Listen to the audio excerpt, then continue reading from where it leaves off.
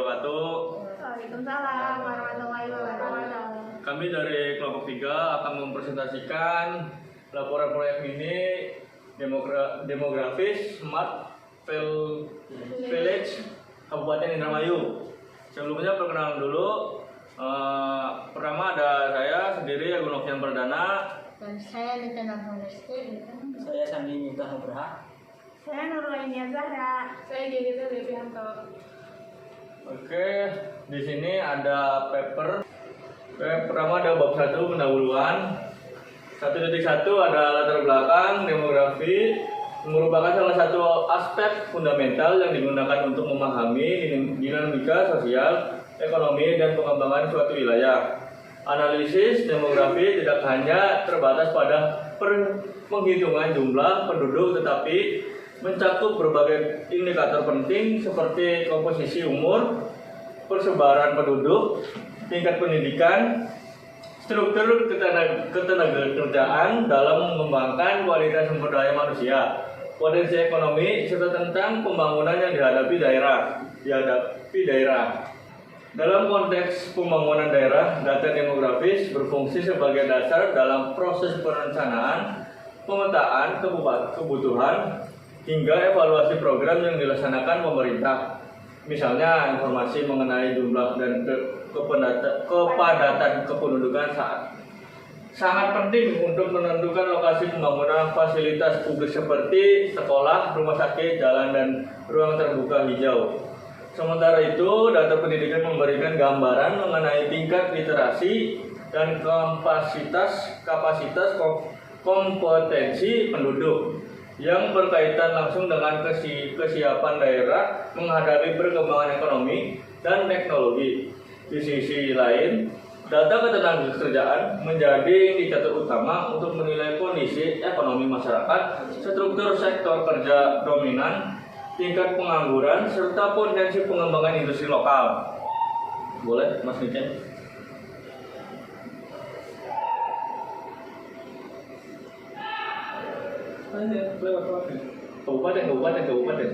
Kabupaten ini, menurut kan?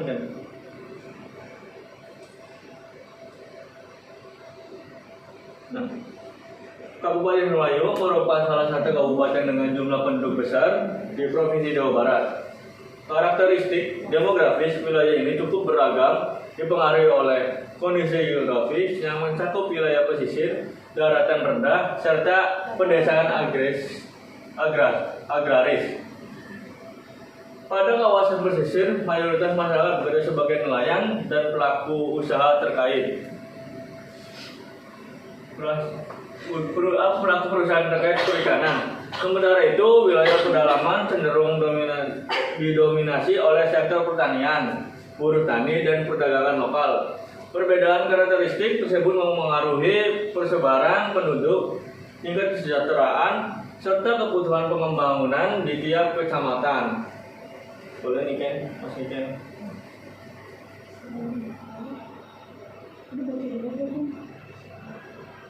Oke. Selain jumlah penduduk, aspek penting lainnya adalah perkembangan jumlah penduduk dari tahun ke tahun yang menunjukkan pertumbuhan alami maupun migrasi. Pertumbuhan ini berdampak langsung pada kebutuhan layanan publik seperti pendidikan, kesehatan, sanitasi dan perumahan. Di sisi pendidikan, peningkatan akses dan capaian pendidikan formal menjadi indikator kualitas sumber daya manusia Indramayu. Data mengenai tingkat pendidikan tertinggi yang ditamatkan oleh penduduk maupun menggambarkan distribusi kompetensi masyarakat sekaligus menunjukkan tentang pemerintah daerah dalam meningkatkan kualitas mutu pendidikan. Dalam hal ketenagakerjaan, perubahan pola pekerjaan di Kabupaten Indramayu menunjukkan dinamika ekonomi yang tengah berlangsung peralihan sebagai masyarakat dari sektor primer ke sektor sekunder dan tersier, mengindikasikan adanya meningkatkan aktivitas ekonomi yang lebih beragam. Analisis status pekerjaan penduduk seperti pekerjaan penuh, pekerjaan informal, buruh harian, hingga pelaku usaha mandiri memberikan gambaran menyeluruh mengenai kemampuan daerah dalam menyediakan lapangan kerja serta tingkat ketahanan ekonomi masyarakat. Dengan demikian ketersediaan data demografi yang akurat, lengkap, dan terbaru sangat krusial dalam menyusun kebijakan pembangunan yang efektif. Data tersebut tidak hanya menggambarkan kondisi penduduk saat ini, tetapi juga menjadi dasar dalam memprediksi kebutuhan di masa depan, merancang intervensi yang tepat sasaran, serta memetakan potensi maupun tantangan yang akan dihadapi daerah.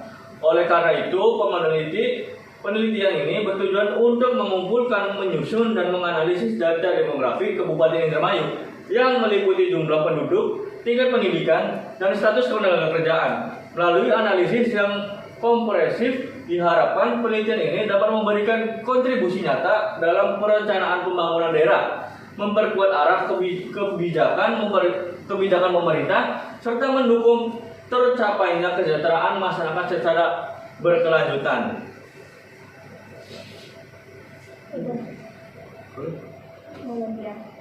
Boleh deh, nanti. Oke. Poin ke 1.2 ada rumus masalah. Poin pertama, bagaimana perkembangan jumlah penduduk di Kabupaten Indramayu. Poin kedua, bagaimana distribusi tingkat pendidikan penduduk usia 15 tahun ke atas. Poin ketiga, bagaimana komposisi status pekerjaan penduduk. Poin keempat, apa makna dari data tersebut terhadap kondisi sosial ekonomi dan daerah. Poin ke 1.3 ada tujuan penelitian. Poin pertama, menyajikan data jumlah penduduk Kabupaten Indramayu berdasarkan kecamatan sehingga dapat diketahui distribusi penduduk dan tingkat kepadatan di masing-masing wilayah. Poin kedua ada menguraikan tingkat pendidikan tertinggi yang ditamatkan oleh penduduk guna mengetahui kualitas sumber daya manusia serta kondisi pemerataan pendidik. Poin ketiga, menjelaskan struktur ketenagakerjaan berdasarkan status pekerjaan termasuk kategori buruh atau karyawan, berusaha sendiri, pekerja bebas, dan pekerja keluarga, sehingga dapat menggambarkan dinamika ekonomi masyarakat. Poin keempat, memberikan analisis mendalam mengenai kondisi demografis Kabupaten Indramayu dengan memanfaatkan visualisasi data untuk mengidentifikasi pola perbedaan antar kecamatan serta potensi dan permasalahan yang ada. Ada poin 1.4 yaitu manfaat penelitian. Nah, penelitian ini diharapkan memberikan manfaat bagi berbagai pihak antara lain. Poin 1, pemerintah daerah sebagai dasar dalam perencanaan dan pengambilan kebijakan pembangunan, khususnya terkait penentuan prioritas pembangunan pendidikan ketenagakerjaan dan pemerataan penduduk. Poin ketiga, akademisi dan peneliti sebagai preferensi serta bahan kajian dan penelitian mengenai demografi, pembangunan daerah, kualitas penduduk, dan analisis sosial ekonomi dan wilayah Indramayu maupun daerah lainnya. Yang poin ketiga, masyarakat umum sebagai sumber informasi untuk memahami kondisi penduduk, tingkat pendidikan, dan struktur pekerjaan di daerah tempat tinggalnya, sehingga dapat meningkatkan kesadaran dan partisipasi dalam pembangunan daerah.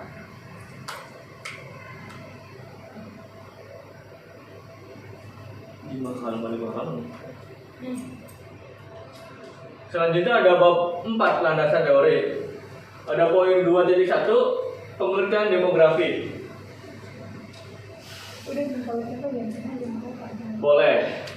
Boleh nanti gantian sama Mas Niken. Boleh Niken lanjutin 2.1. Kita juga. Oke, 2.1 itu pengertian demografi. Demografi adalah cabang ilmu yang mempelajari tentang dinamika penduduk, meliputi ukuran, struktur, karakteristik, dan perubahan yang terjadi dalam suatu populasi. Kajian demografi tidak hanya mencakup jumlah penduduk, tetapi juga distribusi menurut usia, jenis kelamin, pendidikan, pekerjaan, status perkawinan, serta aspek sosial ekonomi lainnya. Perubahan penduduk dipengaruhi oleh 3 komponen utama. yaitu kelahiran atau fertilitas, kematian atau mortalitas, dan migrasi yang secara langsung menentukan pertumbuhan atau penurunan jumlah penduduk suatu wilayah dari waktu ke waktu. Dalam analisis perencanaan pembangunan, demografi menjadi dasar penting karena memberikan gambaran mengenai kapasitas tenaga kerja, kebutuhan pendidikan, kebutuhan infrastruktur, hingga arah kebijakan pembangunan wilayah. Oleh karena itu, pemahaman mengenai demografi suatu daerah seperti Kabupaten Indramayu sangat diperlukan untuk mendukung perencanaan berbasis data. Kemudian 2.2 komponen demografi. Yang pertama, jumlah penduduk. Jumlah penduduk merupakan komponen utama dalam analisis demografi yang menggambarkan besarnya populasi pada suatu wilayah dalam periode tertentu. Data jumlah penduduk penting untuk poin pertama, menentukan kebutuhan pelayanan publik atau pendidikan, kesehatan, infrastruktur. Poin kedua, mengukur kepadatan penduduk tiap kecamatan. Poin ketiga, memprediksi pertumbuhan penduduk dari tahun ke tahun. Poin keempat, menilai ketimpangan distribusi penduduk antar wilayah. Di Kabupaten Indramayu, jumlah penduduk bervariasi pada tiap kecamatan dan menjadi indikator awal dalam penentuan prioritas pembangunan. Yang kedua, pendidikan. Pendidikan merupakan salah satu komponen demografi yang mencerminkan kualitas sumber daya manusia atau SDM. Tingkat pendidikan pendudukan dapat diklasifikasikan berdasarkan tidak sekolah, pendidikan dasar atau SD, pendidikan menengah SMP atau SMA, SMP dan SMA, pendidikan tinggi, diploma dan sarjana. Tingkat pendidikan mempengaruhi kemampuan penduduk dalam mendapatkan pekerjaan, produktivitas, serta kesejahteraan ekonomi. Semakin tinggi tingkat pendidikan, semakin tinggi pula potensi kontribusi penduduk terhadap pembangunan daerah. Yang ketiga, ketenagakerjaan. Ketenagakerjaan menggambarkan aktivitas ekonomi penduduk usia produktif 15-64 tahun yang meliputi status pekerja, mencari kerja, atau pekerjaan utama yang dilakukan. Analisis ketenagakerjaan mencakup jenis pekerjaan atau petani, nelayan, buruh, pedagang, PNS, dan lain-lain. Kemudian status pekerjaan yaitu berusaha sendiri, pekerja bebas, buruh, tidak dibayar, dan lain-lain. Terus tingkat partisipasi angkatan kerja, keseimbangan jumlah pekerja laki-laki dan perempuan. Komponen ini penting untuk mengetahui struktur ekonomi wilayah, potensi tenaga kerja, serta sektor-sektor ekonomi yang paling dominan di suatu daerah.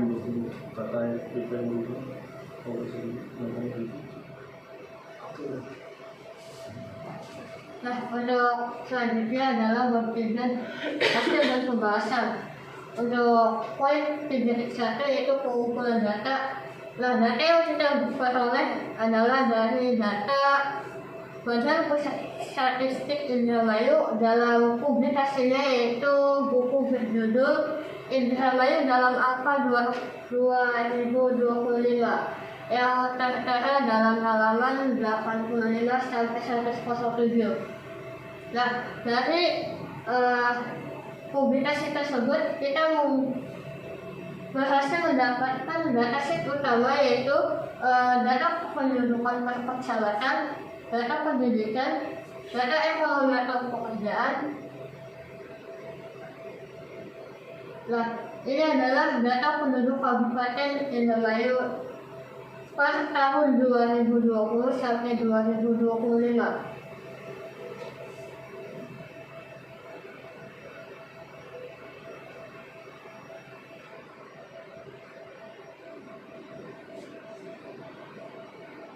Nah, untuk analisis penduduk, kelompok kami berhasil mendapatkan analisis yaitu yang pertama, Kecamatan Indramayu memiliki penduduk terbesar mencapai 126,98.000 pada tahun 2025. Kemudian yang kedua, pertumbuhan signifikan terjadi pada Kecamatan Jatiluhur, Rangkel, dan Jatibarang. Kemudian yang ketiga adalah penurunan penduduk terlihat pada Kecamatan Losarau, dari 59,5 ke 55,0,7. Kemudian yang kelima, pola umum menunjukkan peningkatan penduduk secara stabil dari tahun 2020 sampai 2025. Kemudian data yang kedua adalah data pendidikan.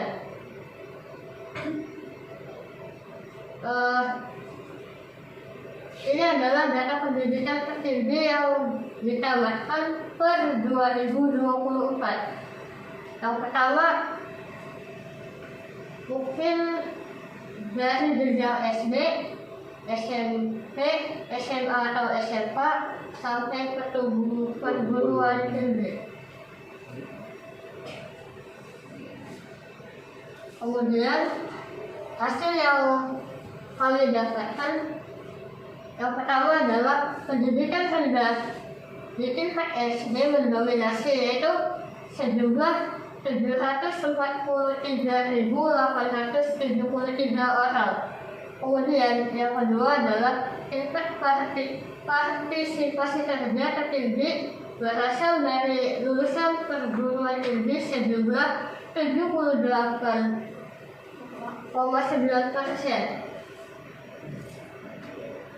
Kemudian yang ketiga, TTAK terendah adalah lulusan SMP sebesar 49,66%. Kemudian yang keempat adalah lulusan perguruan tinggi hanya 4,13% dari total, menunjukkan rendahnya capaian pendidikan tinggi. Kemudian yang terakhir, data menunjukkan pentingnya peningkatan akses pendidikan lanjutan. Nah, kemudian data ketiga yang kami dapatkan adalah data ketenagakerjaan. Berikut data status pekerjaan. Nah, status yang kami simpulkan terdapat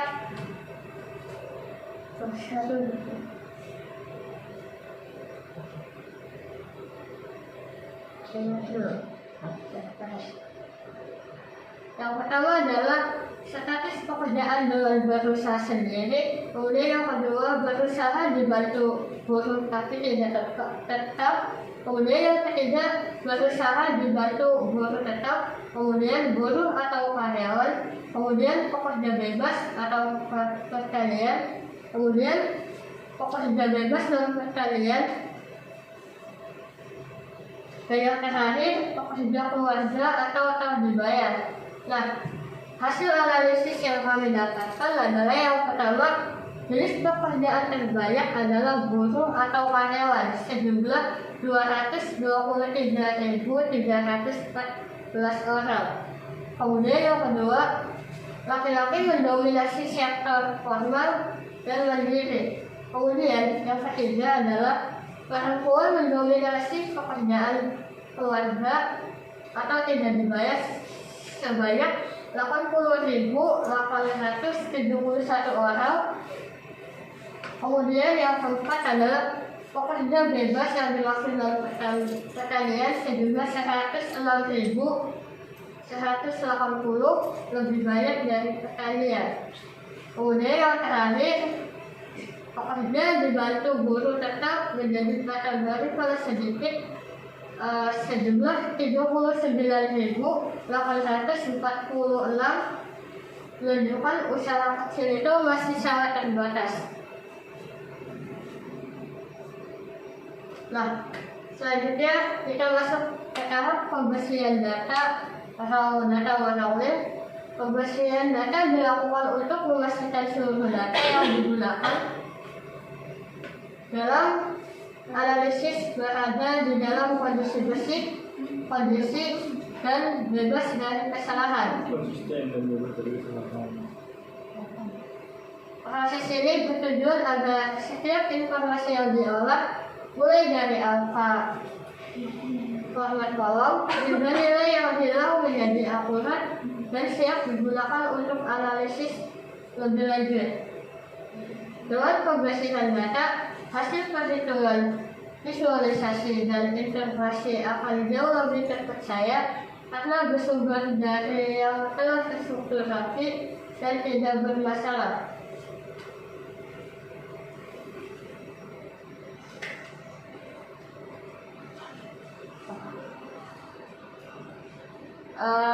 Kemudian ini adalah hasil dari pembersihan data.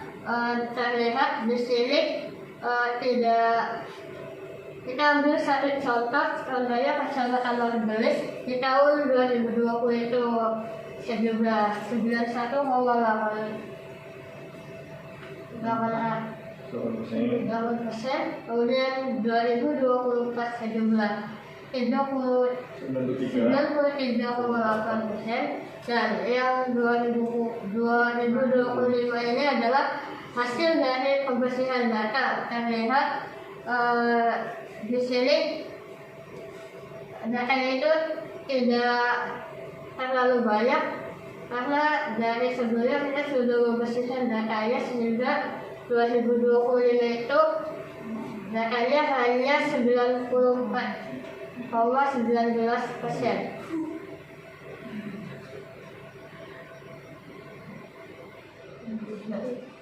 Nah, dari data kependudukan bersih ini menggambarkan perkembangan jumlah penduduk dalam ribuan jiwa di beberapa kecamatan di Kabupaten Indramayu untuk tahun 2020, 2024, dan 2025.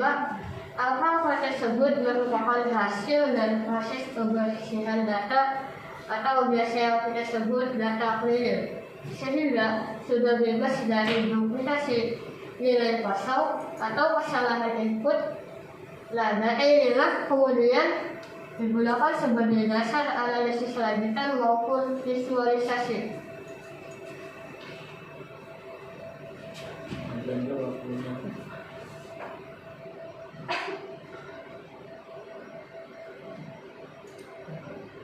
Nah, dari penjelasan ini ada yang saya jelaskan lagi.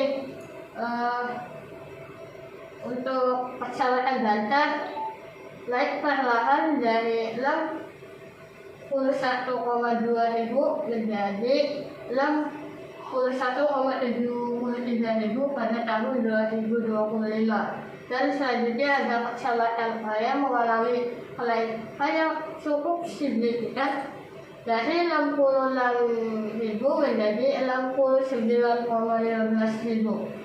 Kemudian ada kecamatan Bagus Wetan meningkat dari 58,3 ribu menjadi 60,80 ribu pada tahun 2025. Dan yang terakhir, kecamatan Cikedung menunjukkan pertumbuhan kecil dari 41 ribu menjadi 4,42 ribu.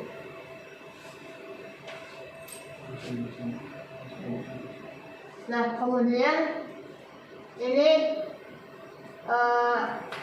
gambaran dari klaim data pekerjaan.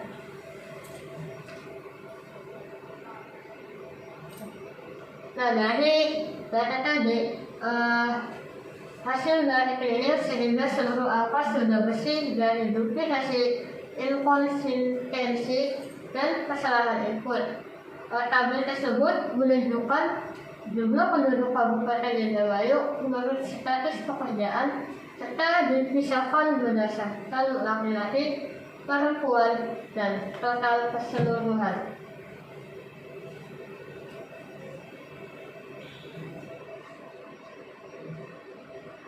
Nah, ini adalah gambaran utama status pekerjaan. Yang pertama adalah kelompok pekerjaan berusaha sendiri. Kelompok ini mencakup penduduk yang menjalankan usaha tanpa bantuan buruh dengan jumlah seperti ini. Kemudian yang kedua adalah kelompok berusaha dibantu buruh namun tidak tetap. Mereka menjalankan usaha dengan bantuan buruh musiman atau tidak tetap. Untuk datanya seperti ini. Nah, dari data tersebut Eh, Kelompok ini menjadi kelompok terbesar kedua, menunjukkan banyak usaha kecil yang mempekerjakan buruh namun tidak tetap. Kemudian kelompok yang ketiga adalah berusaha dibantu buruh tetap, pelaku usaha dengan pegawai tetap. Dan ini datanya. Dan yang kelompok keempat adalah kelompok buruh atau karyawan. Penduduk yang bekerja pada orang lain atau perusahaan dengan data seperti ini, sehingga menghasilkan kelompok ini adalah kelompok terbesar, menunjukkan sektor formal masih menjadi penopang utama pekerjaan di Indramayu. Kemudian yang terakhir adalah kelompok pekerja bebas sekalian. Maksud dari kelompok ini adalah pekerja harian bebas di sektor pertanian dengan data seperti ini, sehingga kelompok ini menggambarkan kontribusi besar sehingga pertanian terhadap lapangan kerja lokal. Yang untuk data pendidikan boleh tadi. Ini ada data clean yang sudah dibersihkan dari data pendidikan. Dari data setiap tingkatannya itu totalnya, bukan angkatan kerja, itu terdapat total jumlahnya itu 501.153.000. Terus jumlah totalnya itu ada 1.492.756.000, dan tingkat partisipasi angkatan kerjanya itu ada di 43%. Dari data tersebut itu merupakan hasil data cleaning, sehingga seluruh angka sudah akurat dan siap digunakan untuk analisis lanjutan. Tabel tersebut menunjukkan tingkat pendidikan tertinggi yang ditamatkan, jumlah penduduk bukan angkatan kerja, jumlah total penduduk per jenjang, serta tingkat partisipasi angkatan kerja (TPAK) berdasarkan pendidikan. Ini ada data dari setiap jenjang pendidikannya. Yang pertama itu ada sekolah dasar. Ini bisa dilihat sendiri totalnya. Yang bukan angkatan kerja itu ada 236,232 orang. Jumlah totalnya itu ada 743,873 orang. TPAK-nya itu ada di 68,24%. Dari data tersebut, tingkat partisipasi angkatan kerja cukup tinggi, menandakan lulusan SD masih banyak terserap di pekerjaan informal atau sektor padat karya. Selanjutnya itu ada di tingkat SMP yang bukan angkatan kerjanya itu ada 158,472 orang. Jumlah totalnya itu ada 314,72 orang. 314,720 orang, 27 orang. TPAK-nya itu ada 49,66%. Dari kelompok ini memiliki TPAK terendah, kemungkinan karena banyak penduduk yang berhenti pada tingkat SMP, belum masuk ke dunia kerja atau masih mencari pekerjaan. Selanjutnya ada tingkat SMK, SMA, SMK. Bukan angkatan kerja itu ada 93,476.000 orang. Nah, jumlah totalnya itu ada 3.772 3.072.452.000 orang.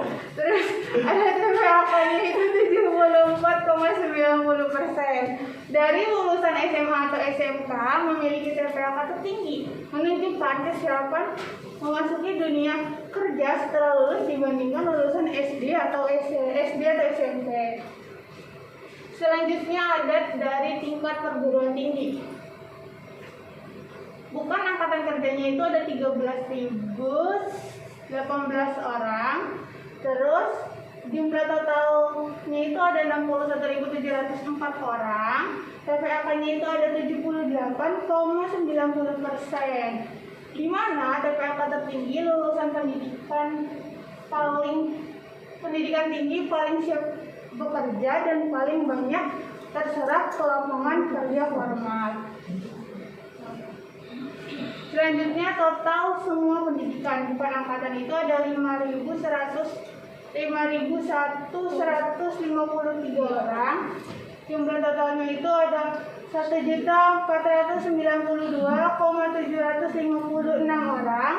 TPAK keseluruhan itu ada 66,43%. Selanjutnya itu ada exploratory data analis atau EDA. Exploratory data analis dilakukan untuk memahami karakteristik utama dari data sebelum memasuki tahap analisis yang lebih mendalam. Proses ini bertujuan untuk menggali pola, tren, anomali, serta hubungan antar variabel melalui perhitungan statistik dasar dan berbagai visualisasi. Dengan melakukan EDA, peneliti dapat memperoleh gambaran menyeluruh mengenai kondisi data, sehingga keputusan analisis selanjutnya dapat dibuat secara lebih tepat, terarah, dan didukung oleh pemahaman yang kuat terhadap data yang tersedia.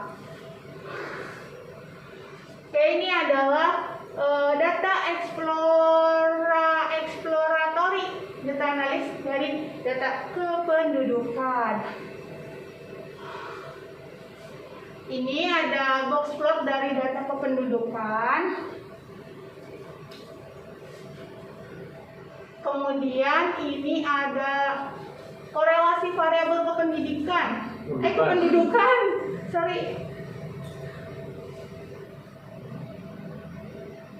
Oke, dari data kependudukan dimuat. Pada bagian awal menunjukkan cuplikan 5 kecamatan. Pertama, dari seluruh dataset yang berisi 31 kecamatan di Kabupaten Indramayu.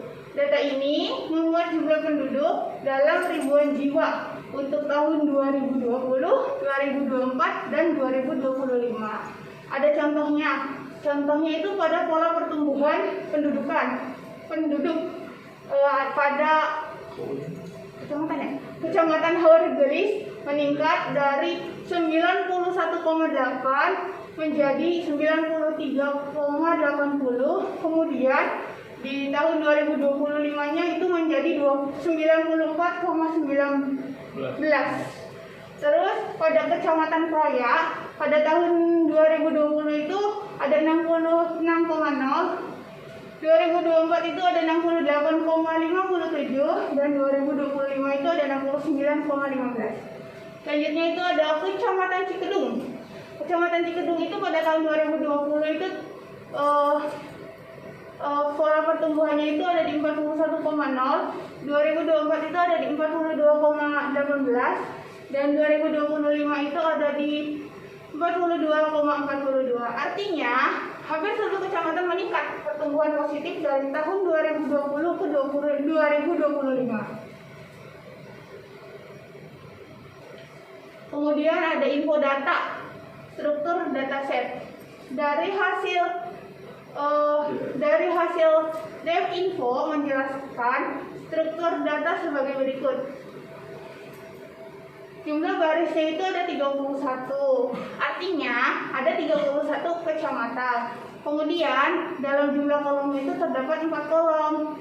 Yang pertama itu ada kecamatan tipe objek itu teks, kemudian ada tahunnya, tahun 2020, 2024, 2025 itu tipe float 62 angka desimal.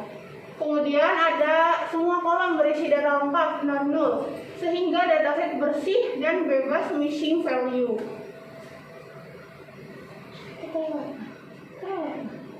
Selanjutnya ada memory usage sangat kecil, hanya 1,1 KB. di apa KB? KB itu singkatan dari apa? Kilobit kan? Bukan kilobit.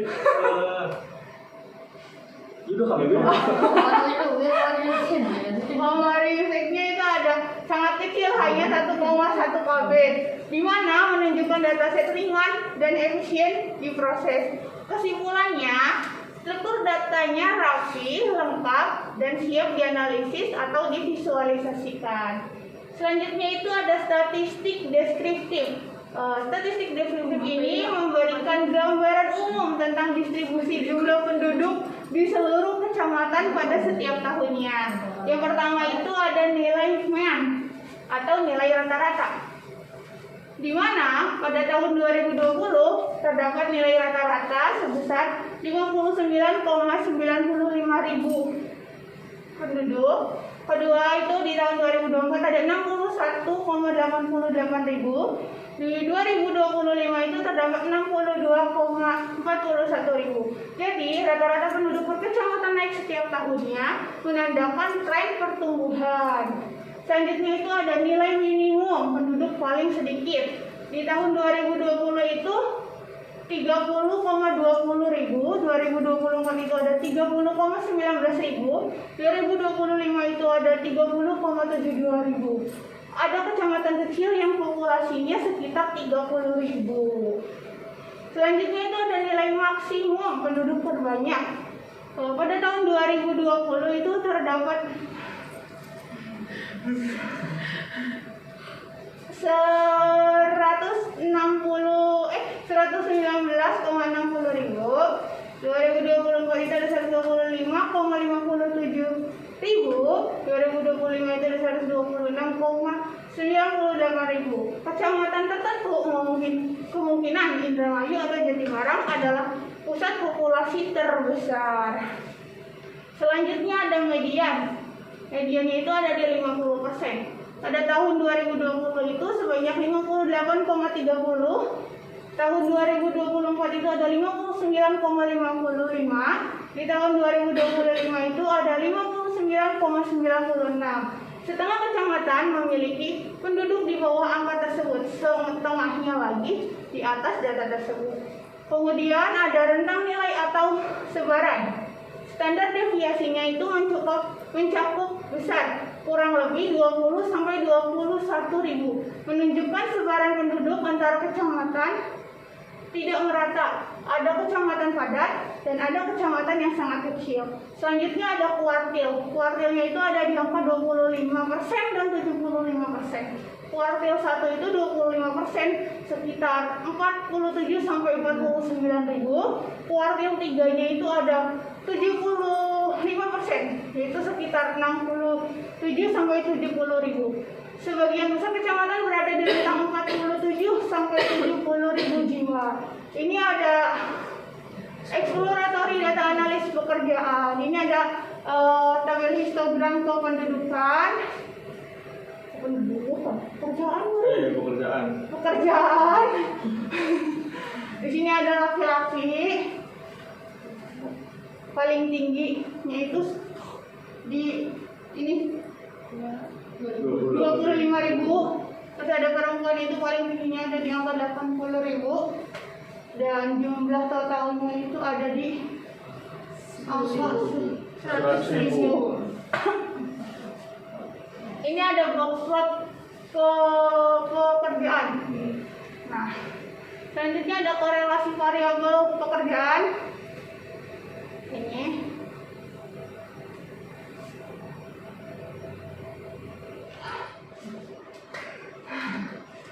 oke. Dulu coba Pak, entar kalau udah.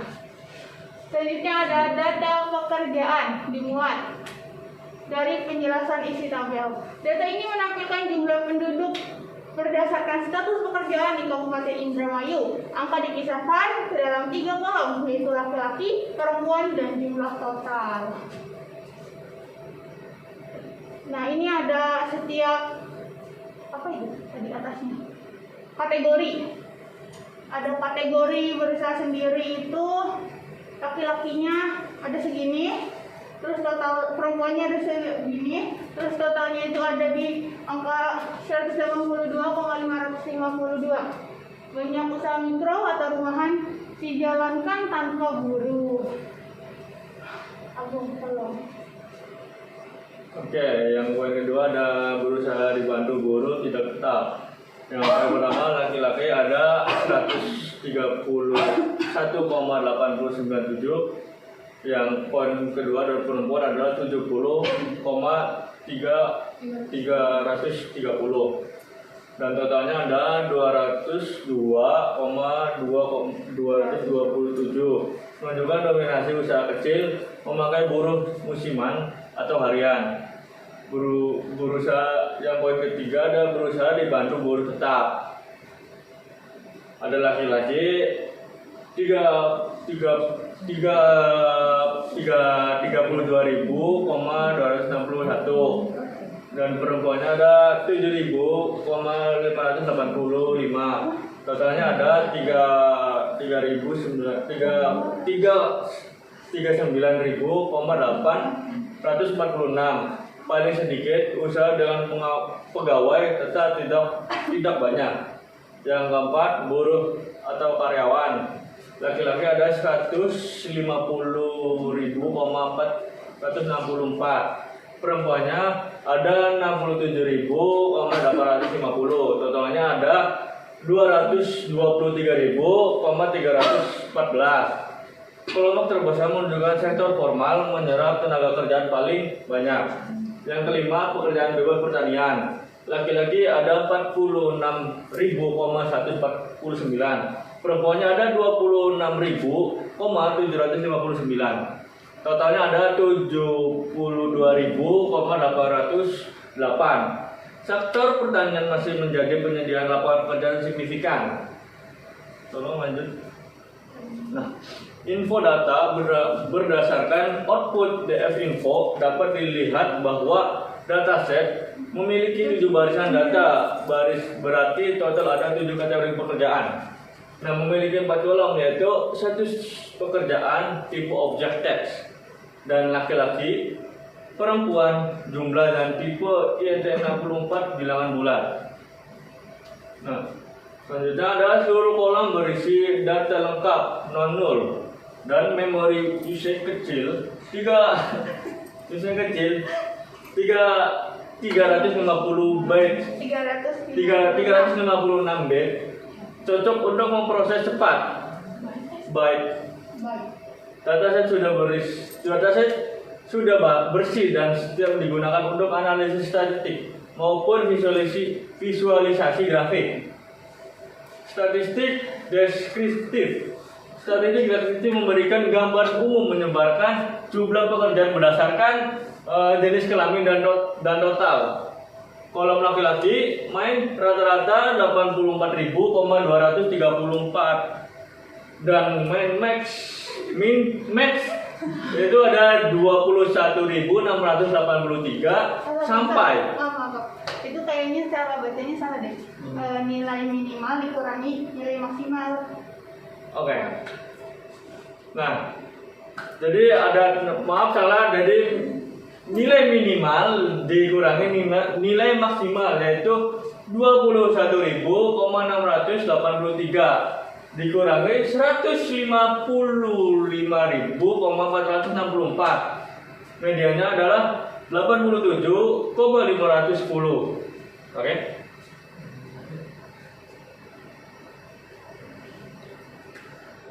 Standar deviasi 196.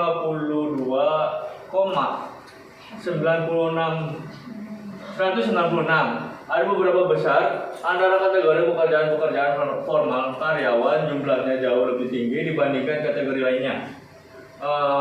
Kolom B. Kolom perempuan adalah main 48.563.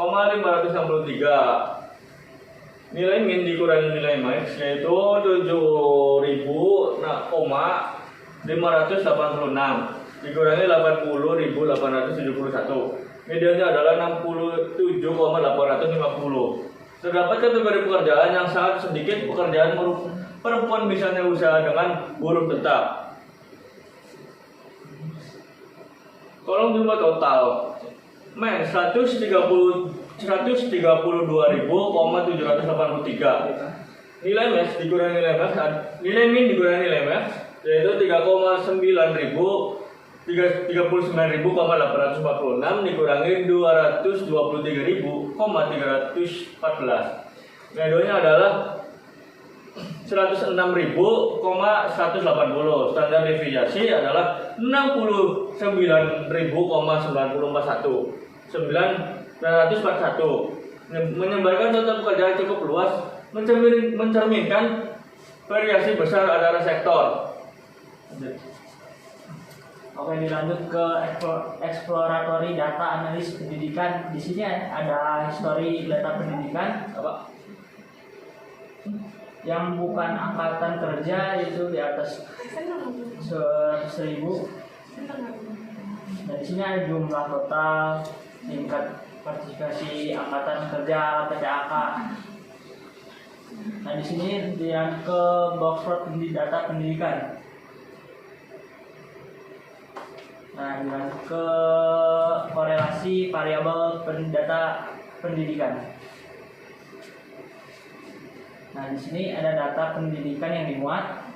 Data ini menunjukkan kondisi penduduk Kabupaten Indramayu berdasarkan pendidikan tertinggi yang ditamatkan, jumlah bukan angkatan kerja, jumlah total penduduk per jenjang, dan tingkat partisipasi angkatan kerja PTKA.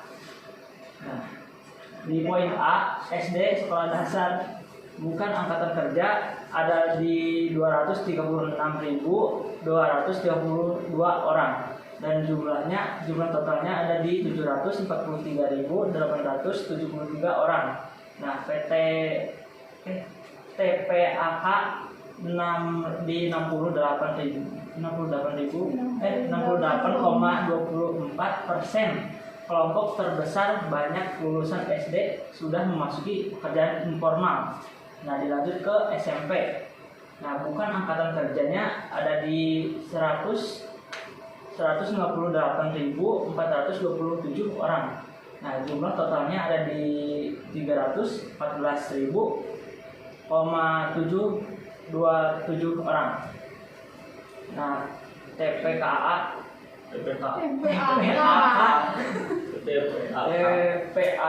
ada di 49,66%. TPAK paling rendah banyak lulusan SMP belum terserap kerja atau masih mencari kerjaan. Nah, dilanjut ke poin C, yaitu SMA atau SMK. Bukan angkatan kerjanya ada di 93.476 orang. Jumlah totalnya ada di 372.452 orang. TPAK-nya ada di 74,90%. Lulusan SMA atau SMK cukup siap kerja dan terserap sektor formal dan informalnya. Ada di poin D, PT atau perguruan tinggi bukan angkatan kerjanya ada di 13.018 orang. Jumlah totalnya ada di 61.704 orang. Dilanjut ke PT TPAK 78,90%. TPAK tertinggi lulusan perguruan tinggi paling mudah mendapatkan pekerjaan. Nah, jumlah total semua pendidikannya bukan angkatan kerja ada di 500.153 orang. Jumlah totalnya seluruhannya ada di 1.142.756 orang. TPAK seluruhannya ada di 66,43%. Nah, info data hasil dari df.info dalam kurung menunjukkan jumlah baris 5 terdapat 4 jenjang pendidikan Plus baris ditambah baris total. Jumlah kolom ada 4. Nah, dilanjut ke jenjang pendidikan dalam kurung objek bukan angkatan kerja, yaitu dengan menggunakan integer 64. Jumlah total menggunakan integer 64. TPAK menggunakan float 64. Semua kolom 100% lengkap, tidak ada data kosong. Dataset berukuran kecil menggunakan 252 byte memudahkan pemrosesan. Dataset sudah bersih dan sesuai standar. Nah, dilanjut ke static deskriptif memperlihatkan pola distribusi antar tingkat pendidikan. Di poin A bukan angkatan kerja, meannya itu di atas 200.000 60 orang, 61 orang. Minimumnya di 13.800 PT perguruan tinggi. Maksimumnya ada di 500.153 total. Meannya ada di 158.427 di SMP. Sebagian besar pendudukan bukan angkatan kerja berada pada jenjang SMP dan SD dan SMP. Nah, total di poin B jumlah total pendudukan.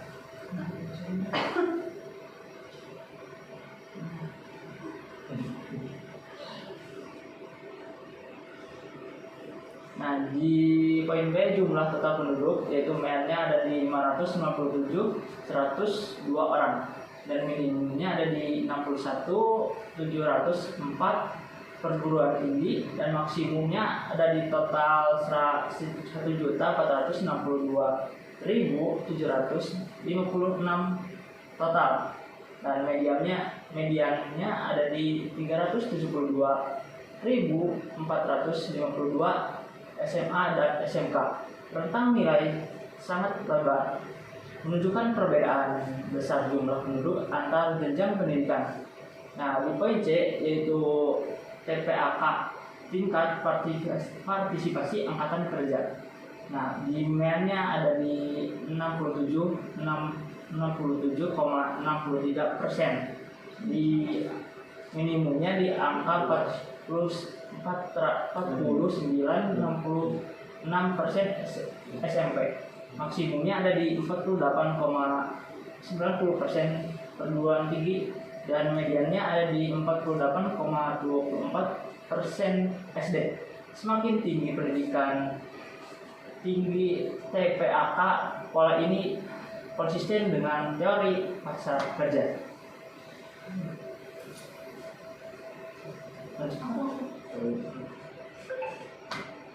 Yang keempat itu visualisasi dashboard Power BI. Visualisasi dirancang untuk memberikan gambaran menyeluruh terkait jumlah pendudukan, tingkat pendidikan dan lapangan pekerjaan di seluruh kecamatan di Kabupaten Indramayu. Semua visual diambil dari data resmi BPS.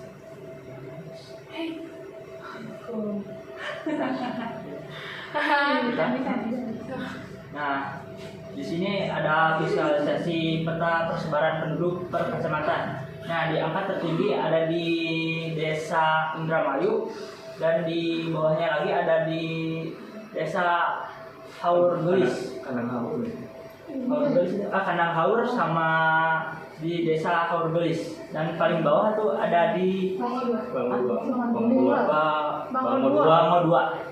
Nah, visualisasinya menggunakan file map. Nah, tujuannya itu menampilkan perbandingan jumlah penduduk per kecamatan di Kabupaten Indramayu pada 3 tahun berbeda, yaitu di 2020, 2024, dan 2025. File yang digunakan yaitu di X aksisnya itu kecamatan dan Y aksisnya itu di jumlah pendudukan.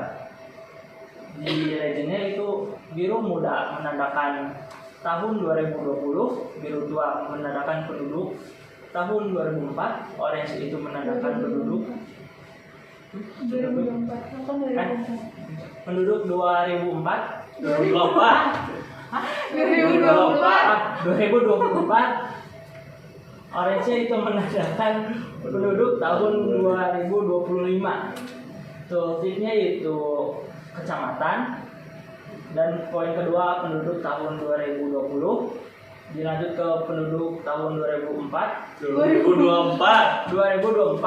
penduduk, dilanjut ke penduduk tahun 2025. Nah, interpretasinya itu berdasarkan visualisasi kecamatan seperti Haurgeis, Anjatan, Siliut memiliki jumlah penduduk paling tinggi pada tahun 2020, 2024, dan 2025.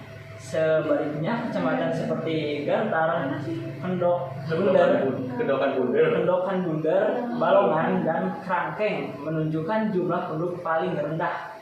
Secara umum terlihat adanya peningkatan jumlah penduduk di sebagian besar kecamatan dari tahun 2020 ke tahun 2025 ditunjukkan oleh bar oranye yang cenderung lebih tinggi dibandingkan tahun sebelumnya. Lanjut ke visualisasi yang kedua, itu menggunakan diagram batang jumlah penduduk. Nah, di sini terlihat ada peningkatan di Kecamatan Indramayu, di Indramayu sama di Kandang Haur. Nah, visualisasinya menggunakan cluster column chart. Tujuannya itu membandingkan total penduduk antar kecamatan pada 3 tahun berbeda, yaitu 2020, 2024, dan 2025. Filenya menggunakan X-aksis dan Y-aksis. X-aksisnya menggunakan kecamatan, Y-aksisnya menggunakan jumlah penduduk. Legendnya menggunakan biru muda, yaitu tahun 2020, biru tua menggunakan tahun 2024, oranye menggunakan tahun 2025. Tooltipnya jumlah penduduk tahun 2020, jumlah penduduk tahun 2024, jumlah penduduk tahun 2025. Interpretasinya, 5 kecamatan dengan penduduk terbesar adalah Indramayu, Karangampel, Benar, dan Jati Barat. Hal ini menandakan pusat aktivitas ekonomi dan kepadatan penduduk terkonsentrasi di area tersebut. Nah, dilanjut ke visualisasi ketiga, itu pendidikan penduduk menggunakan pie chart proporsi tingkat pendidikan. Nah, di sini SD itu ada di 18,56%, dan SMP ada di angka 7,85%, sama SMK ada di atas 9,29%, sama perguruan tinggi ada di 0,05%, 0,02%. Ini menampilkan presentasi penduduk berdasarkan jenjang pendidikan, yaitu ada di SD, SMP, dan SMA, serta perguruan tinggi. Nah, interpretasi diagram menunjukkan bahwa pendidik terbanyak ditempuh hingga tingkat SMA, diikuti SD dan SMP. Sementara lulusan perguruan tinggi sangat relatifnya kecil. Hal ini menunjukkan perlunya peningkatan akses pendidikan tinggi. Yang keempat yaitu visualisasi struktur pekerjaan penduduk menggunakan state column chart jenis pekerjaannya. Nah, di angka tertinggi di Indramayu itu ada di buruh dan karyawan. Dilanjut ke berusaha dibantu, buruh dan tidak tetap. Dilanjut ke paling bawahnya itu berusaha dibantu buruh tetap. Nah, warna pada saat itu menandakan biru muda itu menandakan total pekerjaan, yaitu sum of jumlah. Dilanjut ke biru muda menandakan kerja laki-laki, sum of laki-laki. Orange pekerjaan perempuan, sum of perempuan. Nah, pengaturan filenya yaitu X aksis itu status pekerjaan, Y aksis itu tujuan pekerjaan, legendnya itu laki-laki, perempuan, dan total. Nah, interpretasinya berdasarkan visualisasi kategori pekerjaan yang paling dominan adalah buruh atau karyawan, diikuti berusaha sendiri dan berusaha dibantu buruh tidak tetap. Sementara kategori seperti pekerjaan bebas pertanian dan berusaha dibantu buruh tetap memiliki jumlah paling sedikit. Hal ini ditunjukkan bahwa sebagian besar penduduk bekerja di sektor informal dan usaha mandiri dengan sektor formal hanya mencakup porsi kecil. Nah, dilanjut ke kelima yaitu visualisasi indikator. Nah, tampilan ini tampilan angka kunci yang diletakkan di bagian atas dashboard. Nah, jumlah berusaha dibantu itu berusaha dibantu buruh tidak tetap ada di 222 juta ribu ada di 222.000. Nah, laki-lakinya ada di laki-lakinya ada di 132.000. Nah, dilanjut ke perempuannya ada di 70.000. Nah, dilanjut ke berusaha dibantu buruh tetap. Nah, laki-lakinya ada di 32.000, perempuannya ada di 80.000. 8.000. Nah, totalnya ada di 40.000. Nah, dilanjut ke berusaha sendiri. Laki-laki jumlahnya ada di 115.000 dan perempuannya ada di 68.000. Jumlahnya jadi 123.000. Faktor indikator ini menyampaikan ringkasan cepat, quick insight.